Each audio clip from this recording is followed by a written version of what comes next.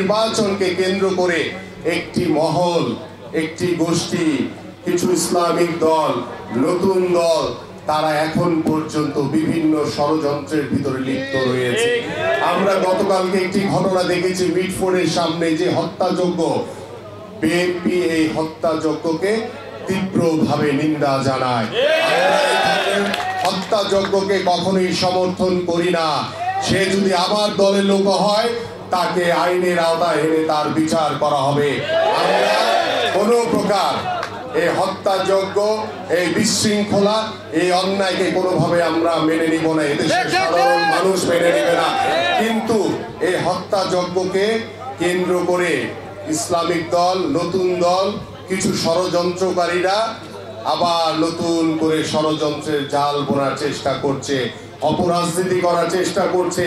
আমাদের মাননীয় ভারপ্রাপ্ত চেয়ারম্যান জনাব তারেক রহমান অনেক আগেই বলেছেন, যদি আমার দলের ভিতরে যদি কোনো চাঁদাবাজ, কোনো লুটতরাজ, কোনো দখলদার থাকে, তাকে দ্রুত আইনের হাতে তুলে দেন। গতকালকে যে ঘটনাকে কেন্দ্র করে একটি ষড়যন্ত্রকারী মহল সেটা বিএনপির উপরে দোষ চাপিয়ে দেওয়ার অপচেষ্টা করছে। এই আমাদের রিজভী ভাই সেদিন একটি কথা বলেছিলেন যে ঘোলা পানিতে মাছ শিকার করার চেষ্টা করবেন না।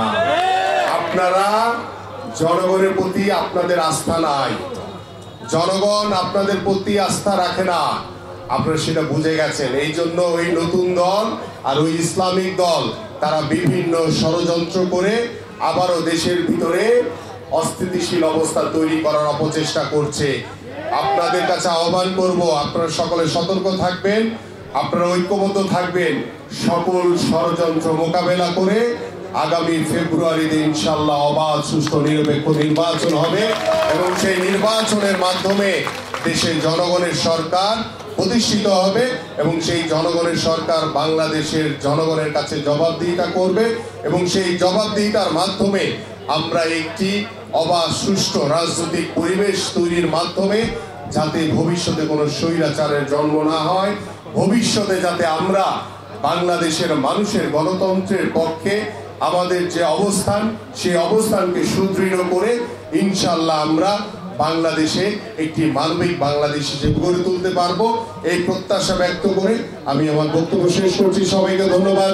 বাংলাদেশ জিন্দাবাদ, বাংলাদেশ জাতীয়তাবাদী দল বিএনপি জিন্দাবাদ, দেশনেত্রী বেগম খালেদা জিয়া জিন্দাবাদ, বিএনপির ভারপ্রাপ্ত চেয়ারম্যান জনাব তারেক রহমান জিন্দাবাদ, শহীদ রাষ্ট্রপতি জিয়াউর রহমান অমর হোক, ঢাকা মহানগর উত্তর বিএনপি।